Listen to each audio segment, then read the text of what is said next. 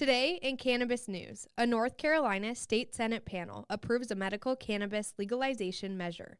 Harvard University opens a first-ever Psychedelics Policy Center. And U.S. House lawmakers advance bills on cannabis protections for immigrants and veterans. It's Friday, July 2nd, and this is your TRICHOMES Morning Buzz. Broadcasting live from the TRICHOMES.com studios in Southern California. It's time for your Morning Buzz. We bring you late-breaking news that keeps you up to date with what's happening in the cannabis industry.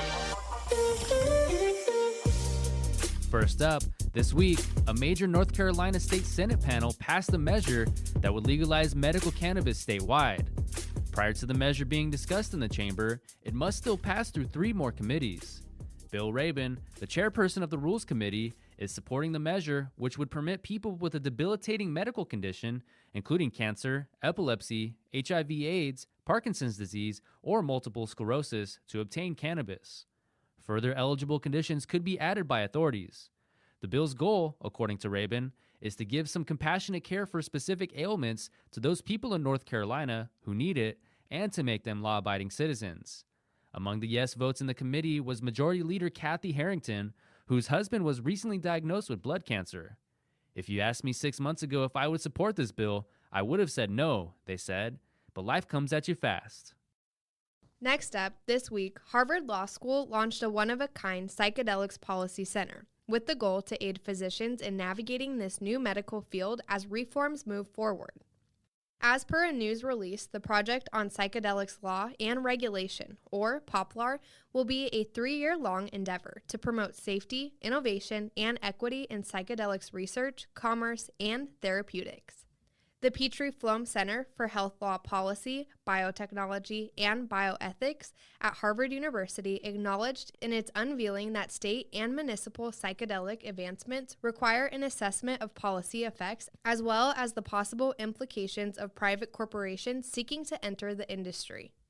Right now, there are a handful of psychedelic research centers at universities around the country. However, they are focused on clinical research, said Mason Marks, Senior Fellow at the Petrie-Flom Center and Director of Poplar. There is no systematic research being done on psychedelic law, and Poplar will fill this gap. Marks, who also works on a psilocybin advisory council in Oregon, which was formed after voters passed a medicinal legalization effort last year, said the venture will resolve ethical issues for medical professionals working with psychedelics and will operate to advise the decriminalization progression without explicitly participating in it. And last up, this week, legislators in the U.S. House of Representatives adopted various budget measures that address a variety of cannabis policy concerns, such as immigration qualification for cannabis users, incentives for military veterans who work in the business, and regulations on CBD and hemp.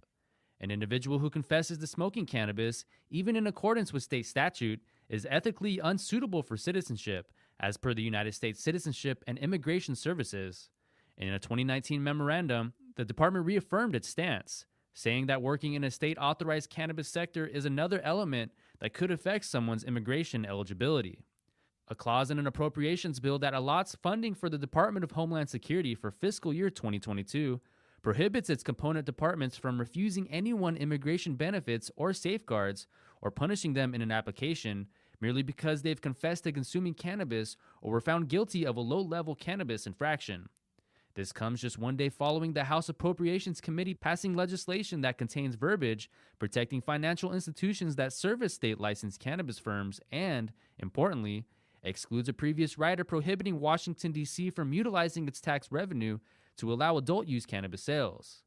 The panel also passed a resolution urging federal authorities to review rules that lead to staffers being fired for using cannabis legitimately in adherence with state statute.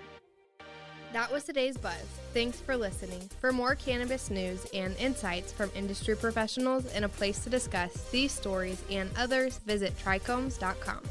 And be sure to catch up with all of our other cannabis industry-related podcasts like Hash It Out, Careers in Cannabis, or the International Cannabis Conversation wherever you get your podcasts. For trichomes.com, I'm David Fortin. And I'm Devin Liao. Have a great day.